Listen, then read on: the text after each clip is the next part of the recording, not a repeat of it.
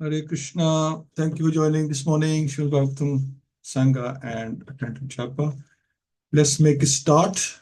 This is still talking about Maharaj Citraketu, and he was given a mantra by Narad Muni, which he was reciting for 1 week. He was just living on water for 1 week and reciting this mantra, and then something happened. He left his body, basically. So Srila Shukadev Goswami said, after offering obeisances to the direction from which Ananta, the Supreme Personal Godhead, had appeared, Chitraketu began traveling in outer space as the head of Vidyadhara. So he left his body and he went straight to the Vidyadhara planet. So this is what happened with him.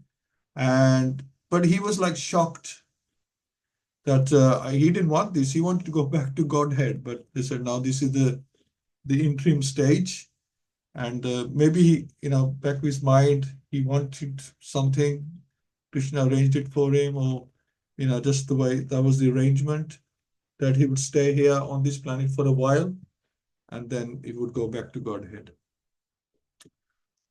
But he was a great king. So being praised by great sages and saints and by the inhabitants of Siddhalok and Charanlok, Chitraketu, the most powerful mystic yogi, wandered about enjoying life for millions of years. So you can imagine that, we say short period, but he says millions of years he was on that planet.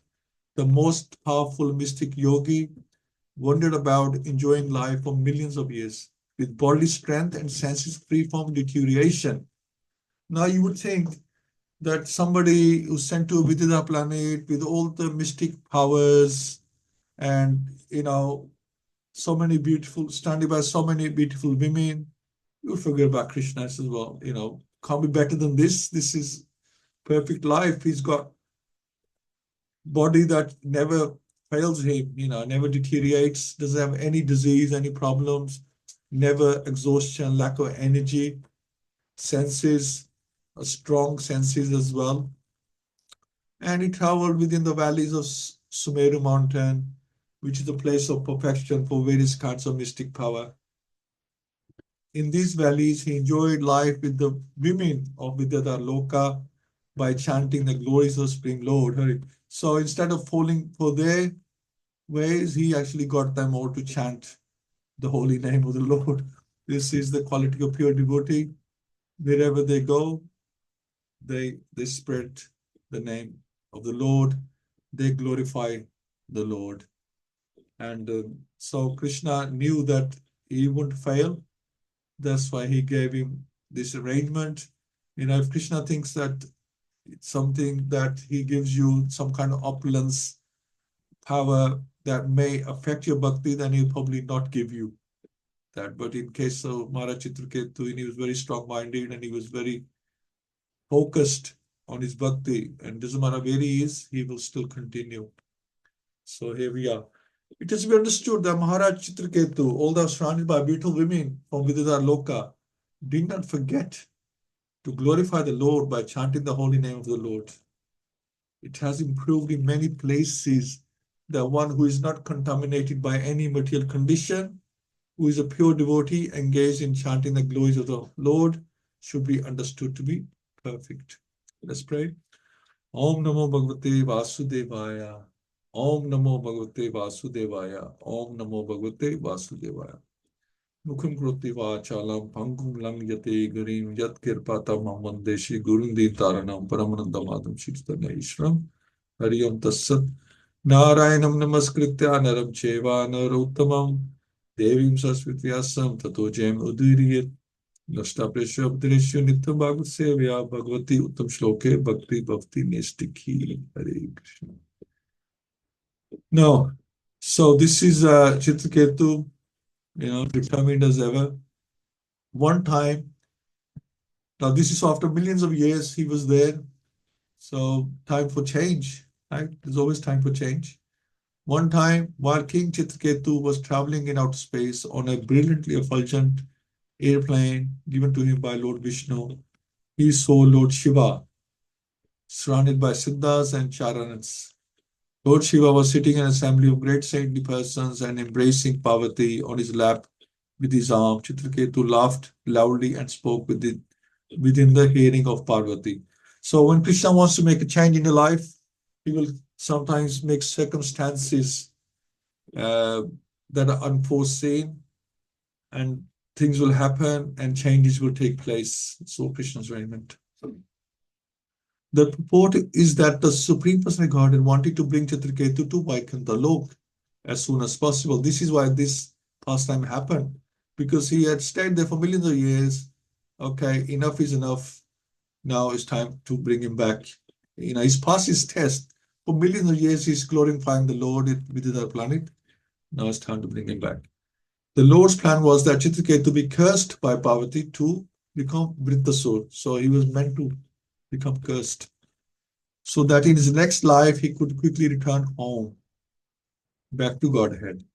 There have been many instances in which a devotee acting as a demon has been brought to the kingdom of God by the mercy of the Lord. For Pārvatī to be embraced by Lord Shiva was natural in relationship between husband and wife. This was nothing extraordinary for Citraketu to see. Nonetheless, Citraketu laughed loudly to see Lord Shiva in that situation, even though he should not have done so. Thus he was eventually cursed, and this curse was the cause of his returning back home to Godhead. So sometimes the curses can be a boon as well, as in this case, it's eventually a boon. This is the glory of Krishna consciousness. Even the curses are boons. They are in your favor. Anything that takes you closer to Krishna is in your favor. So Citraketu said, Lord Shiva, the spiritual master of the general populace, is the best of all living entities. So this is how it started. He says, Lord Shiva, the spiritual master of the general populace, is the best of all living entities who have accepted material bodies. He enunciates the system of religion. Yet how wonderful it is that he is embracing his wife, Pārvatī, in the midst of an assembly of great saintly persons. So he's saying, it doesn't look right that in front of all these people you are embracing your wife. So that's like insult to Shiva, saying that, do you know what you're doing? Lord Shiva, whose hair is matted on his head, has certainly undergone great austerities and penances. Indeed, he is the president in the assembly of strict followers of Vedic principles. Nonetheless, he is seated with his wife on his lap in the midst of saintly persons and is embracing her as if he were a shameless, ordinary human being. So this is what he said. Citraketu appreciated the exalted position of Lord Shiva, and therefore he remarked at how wonderful it was that Lord Shiva was acting like an ordinary human being. Although he was so exalted, he's acting like an ordinary human being. He appreciates Lord Shiva's position, but when he saw Lord Shiva sitting in the midst of saintly person acting like a shameless, ordinary man, he was astonished.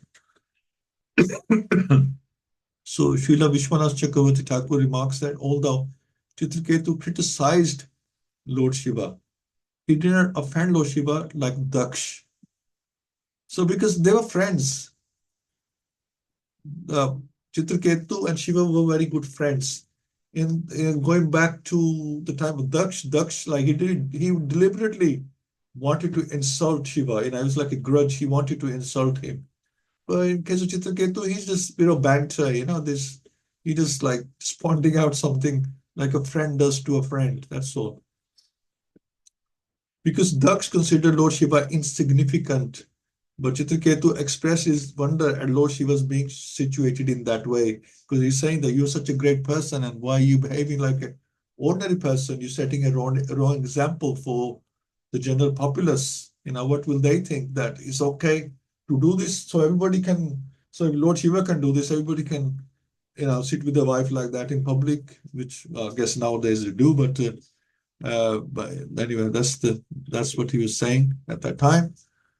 Ordinary conditions persons generally embrace their wives, enjoy the company in solitary places. How wonderful it is that Lord Mahadev, all the great master of austerity, is embracing his wife opening in the midst of an assembly of great saints. Srila Sukadeva Goswami continued, "My dear king, after hearing Citraketu's statement, Lord Shiva, the most powerful personality whose knowledge is fathomless, simply smiled and remained silent. And all the members of the assembly followed the Lord by not saying anything. Lord Shiva stayed silent. One could say, because he knows the future. He knows where this is going. And also he knows Chitraketu's mind. He knows he's an exalted person, very exalted. And also a friend, friend says something. It's okay, you don't take it too seriously, you just laugh. So Chitraketu's purpose in criticizing Lord Shiva is somewhat mysterious and cannot be understood by a common man. Srila Vishwanath Chakravarti Thakur, however, has made the following observations, that Lord Shiva, being the most exalted Vaishnav and one of the most powerful demigods, is able to do anything he desires, although he was externally exhibiting the behavior of a common man and not following etiquette. Such actions cannot diminish his exalted position. The difficulty is that a common man, seeing Lord Shiva's behavior, might follow his example. So this is what I'm saying, that because he's so exalted, whatever he does might be seen as natural behavior or acceptable behavior. So a person in a high position has to be careful how they behave, because setting an example for the people, like parents have to be careful how they behave, they set an example for the children. If they see the fathers, mothers behaving in such a way, they think, well, it's okay, my parents are doing it, so it must be all right. So, Bhagavad-Gita 3.21, Yad acharti shreshthas tattad avetro jana, sayat pramanam kurute lokas tad anuvartate. Whatever action a great man performs, common men follow. So we, or the leaders, set the example, and we are all leaders somewhere or other, at home, at work, in an organization, in a temple. We're all leaders to some capacity. Even if you think you're not leading, when new people come to the temple, they see your behavior, so you are a leader.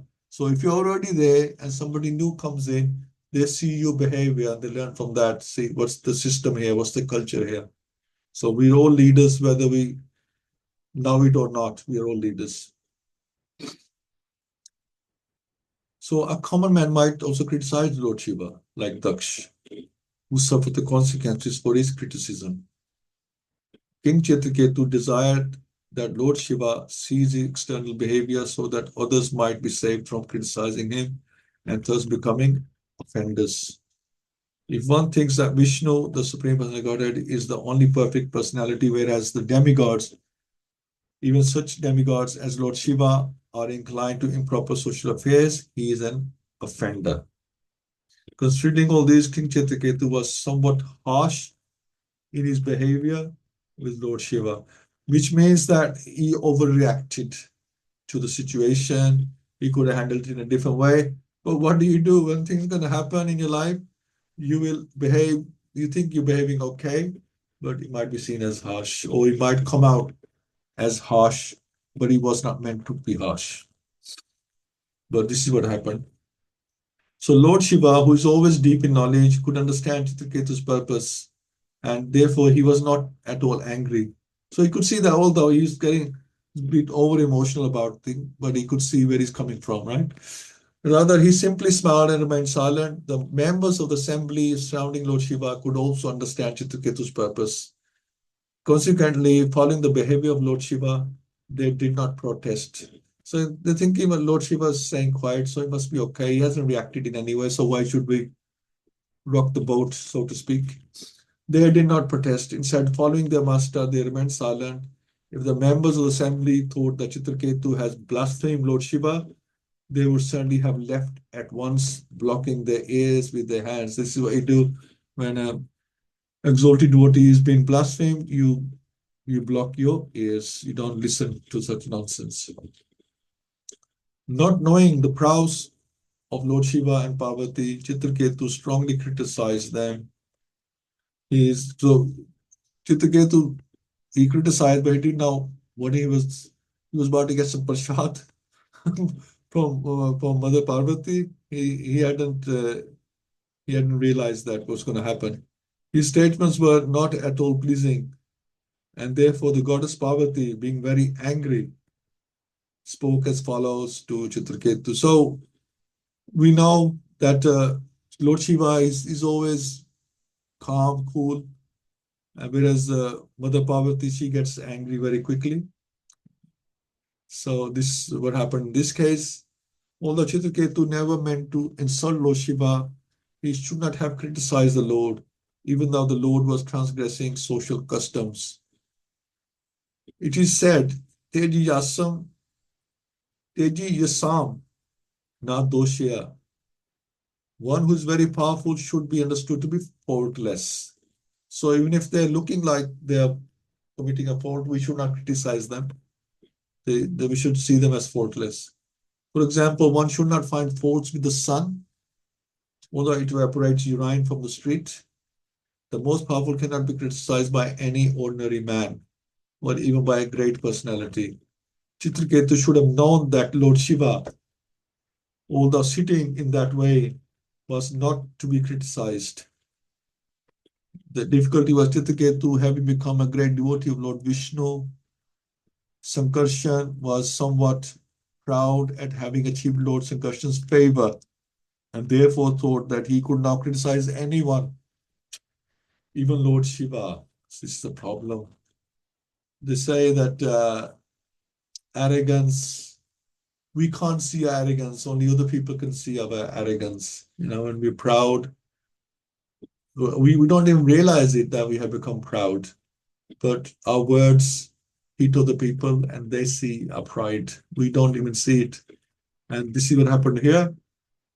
Citraketu didn't realize that he thought he had become invincible and he could criticize anyone, even Lord Shiva. But the point is, he didn't mean as criticism. He meant it. I just wanted to point something out. Come on, right? This doesn't look right. You shouldn't be doing this. It's not. It's so much just making awareness rather than what are you doing? Like you're just making awareness that come on, shouldn't do this kind of thing. It's not right. This kind of pride in a devotee is never tolerated. A Vaishnava should always remain very humble and meek and offer respect to others. Tinada pishaneshana tharo pishashunana. Amanina amanadena kirtaniya sada hari. That's the only way forward to remain grounded.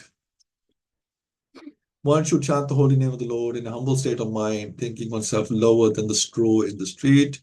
One should be more tolerant than a tree, devoid of all sense of false prestige, and ready to offer all respect to others. In such a state of mind, one can chant the holy name of the Lord constantly. A Vaishnava should never try to minimize anyone else's position. It is better to remain humble and meek and chant the Hare Krishna Mahamantra. The Lord indicates that Citraketu thought himself a better control of the senses than Lord Shiva, although actually he was not. Because of all these considerations, Mother Pārvatī was somewhat angry at Citraketu. She wasn't just angry. There's more. The goddess Pārvatī said, alas, this upstart now received a post from which to punish shameless persons like us. So she's saying, okay, so we are shameless and you're going to punish us, right? Has he been appointed ruler, carrier of the rod of punishment? So he's suddenly become the master of punishment, Yamraj. He now the only master of everything. So when you are offending an exalted person, then you're offending them, and they definitely show that they're offended. And this is the case here, Mother Pārvatī.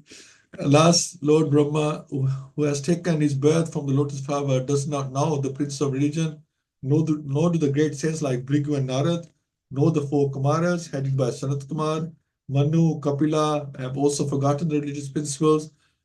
I suppose it to be because of this that they have not tried to stop Lord Shiva from behaving improperly. Interesting. So Mother Parvati is saying that who are you?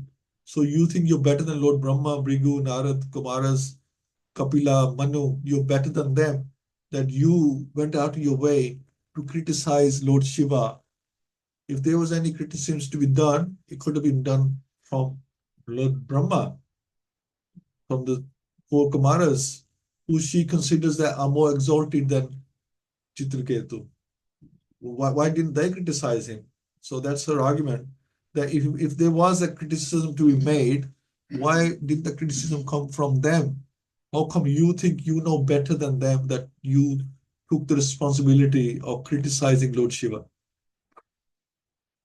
So this Chitraketu is the lowest of Kshatriyas, who has impudently overridden Brahma and other demigods by assaulting Lord Shiva. So that's how she's saying it. Upon whose lotus feet they always meditate. Lord Shiva is personified religion and the spiritual master of the entire world, and therefore Chitraketu must be punished. So basically, Maharaj Chitraketu was set up, you could say, that by Lord Vishnu, because obviously for a good reason, and he fell for it, right? You know, there was a trap set up for him, and he got trapped in that. But it will come out, obviously, in a good way in the end. This person is puffed up because his achievements, thinking I'm the best. He does not deserve to approach the shelter of Lord Vishnu's lotus feet, which are worshipped by all saintly persons, for his impudent, thinking himself greatly important. O impudent one, my dear son, now take birth in a low, sinful family of demons, so that you will not commit such an offense again towards exalted saintly persons in this world. So that's his punishment. So Srila Prabhupada mentions that one should be very careful not to commit offenses at the Lotus feet of Vaishnavas, of whom Lord Shiva is the best. He's the highest Vaishnava. While instructing Srila Rupa Goswami, Srila Chaitanya Mahaprabhu described an offense at the lotus feet of Vaishnava as Hathi Mata, mad elephant. When a mad elephant enters a nice garden, it spoils the entire garden. Similarly, if one becomes like a mad elephant and commits offenses at the lotus feet of Vaishnava, his entire spiritual grace halted. One should therefore be very careful not to commit offenses at the lotus feet of a Vaishnava.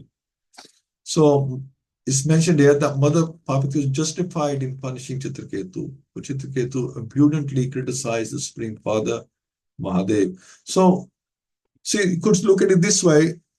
He was criticizing Lord Shiva because he thought that other people, common man, will follow this example because Lord Shiva is a leader. Now, you could also look at that people might follow Maharaj Chitraketu's example because he's also a leader, thinking, oh, it's okay. He pointed this out to Lord Shiva, he corrected him. So we can also start correcting people.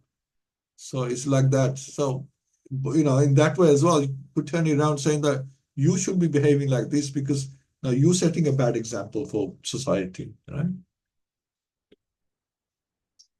So, because Chitraketu was undoubtedly a Vaishnava, he might have been surprised that Parvati had cursed him.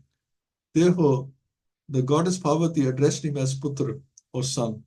Everyone is the son of Mother Durga, but she is not, because she's Karti, we are from material nature, but she is not an ordinary mother.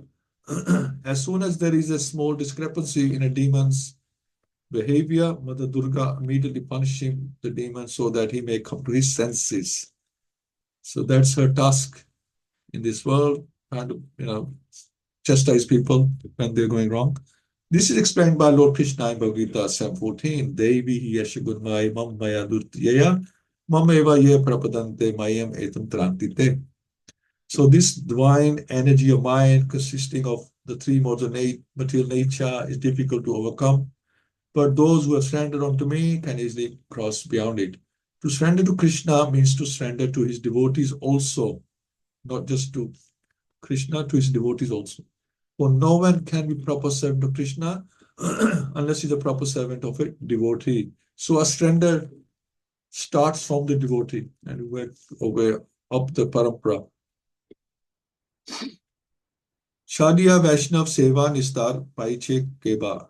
Without serving as servant of Krishna, one cannot be elevated to being a servant of Krishna himself. So we are servant of the servants, basically. Therefore, Mother Pārvatī spoke to Citraketu exactly like a mother who says to her naughty child, "My dear child, I'm punishing you so that you won't do anything like this again." This tendency of a mother to punish a child is found even in Mother Yashoda, who became the mother of the Supreme Personality of Godhead. Mother Yashoda punished Krishna by burning him and showing him a stick. Thus it is the duty of a mother to chastise her beloved son. Even in the case of the Supreme Lord, it is to be understood that Mother Durga was justified in punishing Citraketu. This punishment was a boon to Citraketu because of taking birth as a demon Vritasur, he was promoted directly to Vaikuntha. So his mother became the instrument of helping him go back to Godhead. So even, these curses in Krishna's house, they're boon. Chastisement is a boon, but we should be very careful how we behave. But sometimes it cannot be helped because it's Krishna's arrangement. Things happen, but how we deal with them is very important. And how Maharaj Citraketu dealt with it, we'll find out next time. That's the important thing. Things happen by sometimes divine arrangement. How we deal with it is the important thing. So thank you. Welcome, Partha Prabhu, Hare Krishna, Praveen Mataji, Suresh Mataji, Hari Hari Bol. Sweti Mataji, like to hear from you. Hari Bol.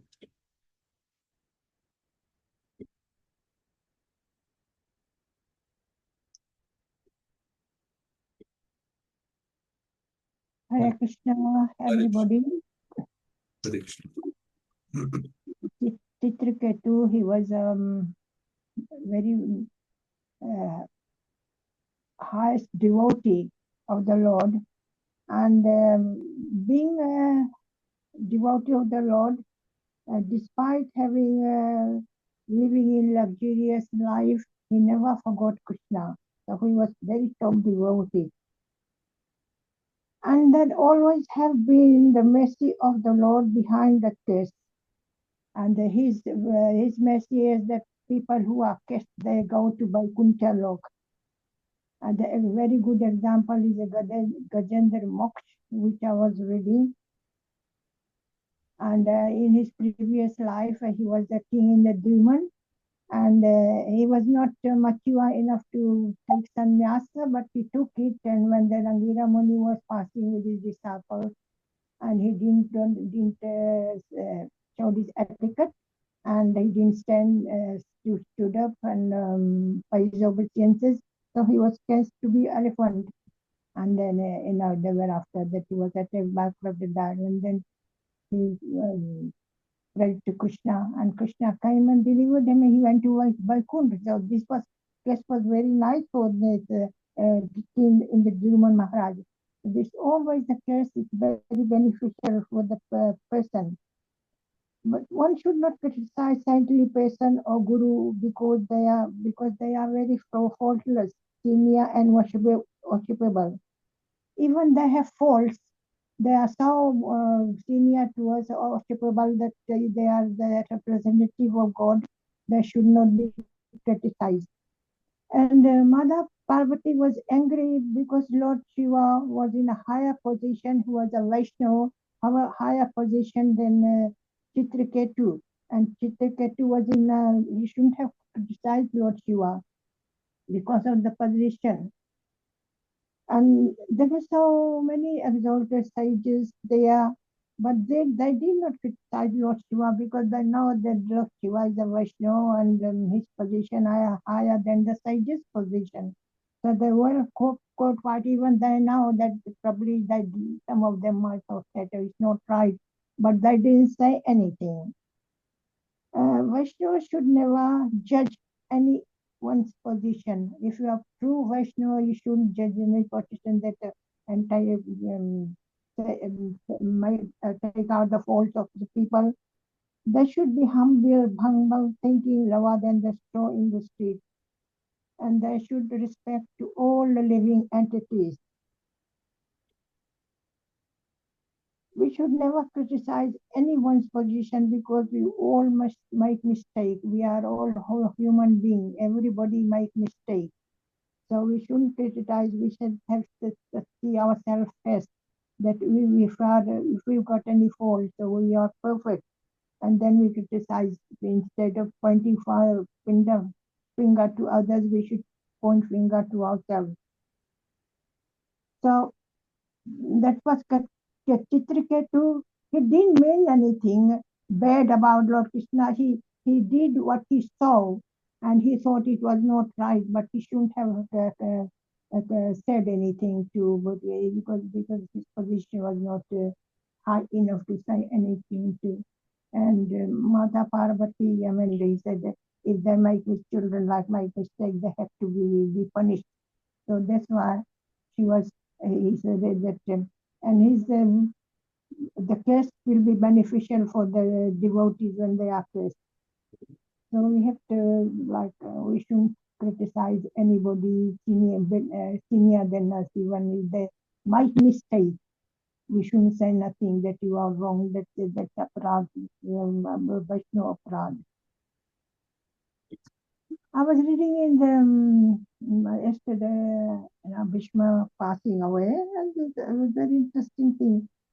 Sometimes you read so many times that you come across something, that you just missed. And when Bhishma was about to pass away, it's nothing to do with Citraketu. I'm just saying, I like to say what I was reading yesterday. When Bhishma was about to pass away, he was looking at Krishna and he was mostly glorifying him of being a charioteer of Arjuna. How he was protecting Arjuna and how he break the promise and how his clothes were all covered with dust and he was bleeding. He was just concentrated on the chariot. So when he passed away, he went to the spiritual world. Krishna met him in Pārvatī form. That means he met him, whatever we think of Krishna in your consciousness, Krishna got many forms. So he was Pārvatī because he was just thinking of Krishna, Arjuna's charioteer. And then Krishna showed him Pārvatī form to Bhishma. So I thought that was very interesting, and I thought I'll mention this morning. Hare Krishna. Hare Krishna. Thank you, Mataji. Yeah, it's a difficult one. This is I think Citraketu, he felt very strongly, so he has the urge to speak. I don't know, maybe he could handle it a different way. But if he had, would he have gone back home? Because he was set up to do this. Would he have the idea was to send him back home, do a pastime as with the Sur and send him back home. So, how do you deal with this? It's difficult. But he dealt with it in a nice way. He stayed a Vaishnav throughout. After taking the curse, he was Vaishnav. And then when he took a new body, he's still, as a demon, he was a Vaishnav. That's the important thing. It's now what happens is how you deal with it is the main thing. And Citraketu demonstrated how a Vaishnav should always behave. Things happen, but how you behave in those situations is the important thing. Thank you, Mataji. Hare Krishna. Hare Krishna, Parth Prabhu. Oh, Pundrikaksh Prabhu. Yes. Hare Krishna. Hare Krishna. Hare Krishna. Dana Krishna Prabhu. Powerful people should not be criticized. So I'm thinking from my level, everybody is powerful than me only. Because unless I am free from the false ego and the three modes, I will not be able to judge any person in that case. So just one story which we normally hear, like Dronacharya asked Duryodhana to go and find a bad person, a good person than him. And by the end of the day, bring that person to me. and Duryodhan came empty hands because he could not find any bad person, because he thinks that he is the only person who is good. And whereas Yudhishthira was also sent to bring a bad person, and Yudhishthira also failed to bring a person because he thought everybody is good than him. So here it is very hard to judge any person. Better not to judge any person, and stick to the rules and regulations. Follow in the guidelines of your spiritual master, and follow according to scriptures. So don't try to judge. Otherwise, we'll end up doing an offense only at the end. Because when we are not Vaishnavas, it's hard to find or judge any Vaishnava that he is Vaishnava or he is not Vaishnava. We cannot. I think I cannot judge like that. So better to be equal to everyone, not to criticize. And if the situation is really bad, move out from there. That is only the best thing I think. Which I don't do it, but I just say it.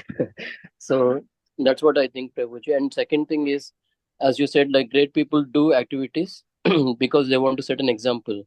So morning time we are reading Adi Leela chapter 7. It's a pastime between Chaitanya Mahaprabhu and Prakashananda Saraswati. Prakashananda, I think. So he could not judge Chaitanya Mahaprabhu. He asked him, "You being a saint, but you are actually mingling with the people who are dancing like fanatics or singing with them, and when you call yourself as a sannyasi." But Mahaprabhu slowly made him to be aware of like what exactly the devotional service, and he turned him into devotee at the end. So always don't judge the people by face of it. Follow the guidelines of your spiritual master and the devotees. That's all, Prabhuji. Hare Krishna. Beautiful. Thank you. Yeah, absolutely. Because don't try to use your own brain. Use the brain of your knowledge of your spiritual master, because that's coming down the disciplic succession all the way from Krishna. So that knowledge is perfect. We try to use our own mundane knowledge and brain. Then this is where we break down. Because Krishna is the ocean of knowledge, whereas we just a little. Actually, it's compared. Sri Prabhupada compares our knowledge to a matchbox in an ocean. Because when he was in the ship, he was thinking like that. This ship is like a matchbox in this vast ocean, and he's comparing that to our knowledge. That our knowledge is like that in a vast ocean. We're like a small ship or a matchbox that has got no chance. In that it can't compare to the ocean, right? So it's like the Krishna's knowledge is fathomless. We cannot compare. So yeah, we should use that knowledge instead of trying to use our mundane brain and our senses and our ideas. Use the scriptures that he has provided, the knowledge through. Absolutely. Yeah. Thank you, Ravi. Thank you, Prabhuji. Praveen Mataji, Hare Krishna. Hare Krishna, Prabhuji. Then for now. Very nice class. So yeah, for me, it is we just have to understand the mercy of Krishna. Whatever happens is his mercy. So sometimes we get bewildered with why it's happening, but there's a better plan. So we've seen from the example of Citraketu. So whatever is happening in our life is a blessing only. And like Partha Prabhu, he nicely said, not to judge anybody. So everybody is just doing their, part in whatever is destined for us. So we just have to understand, it's only Krishna's hand in everything. So we should not get upset or anything and just stay in the bliss. And as the verse was coming to my mind, Vidya Vinaya Sampanne Brahmane Gavihastani. So we just have to see everybody the same and not to differentiate, and to see Krishna in everyone. So when somebody is doing something, it's only Krishna, making that happen. So yeah, Hare Krishna, Prabhuji. Hare Krishna. Thank you, Mataji. Absolutely. It's very important, whatever happens, to keep the decorum. We have to not exasperate things, not to make things worse. Keep the decorum, and things happen. Best to go through authorities, and sometimes things have to be dealt with because they become intolerable. But best to go through authorities and try to sort it out like that. Oh, best authority is Krishna. Just pray. I think best policy. Yeah, that's what I was going to say. Sometimes the authorities don't sort it either, so we just have to leave it in Krishna's court, you know. I totally understand, Mataji. So Yeah, pray to Krishna, please help me with this. Yeah. It's respecting my bhakti. So Yeah. please help me with this. yeah. So we just have to see what is favoring our bhakti and Yeah. just move away from all the unfavorables. And Krishna is so merciful, because sometimes we think, oh, we've lost this. We're not losing, we're gaining, because Krishna is clearing all the Obstacle. pebbles on our path, all the obstacles, everything. Yeah. Hare Krishna, Prabhuji. Thank you so much. Absolutely. Krishna. So please do come, Prabhuji, if you can tonight. So Mataji, whichever is closer to you. yeah, Yeah. we're discussing that. Only thing is we're at work, and then, because it's Solihull, difficult, the traffic, Friday night and all that. Yes. Yeah. We Yeah. can't promise, Yeah. but we get a chance, we will, but can't promise at all. Because Yeah. Yeah. No, I understand. I totally understand. But whatever is convenient. So it's all Krishna's plan. absolutely, leave to Krishna. I think best way. Yeah. You want to say? But leave it to him. Hare Krishna. Yeah, Hare Krishna, Mataji. Say something, Mataji, please. At last, Actually, I'm say. just looking at the clock. I think we won't be able to chant. Okay. Let's do a couple of rounds, Okay. especially Mataji, and then yourself, Mataji. Hari Bol. Namo Vishnu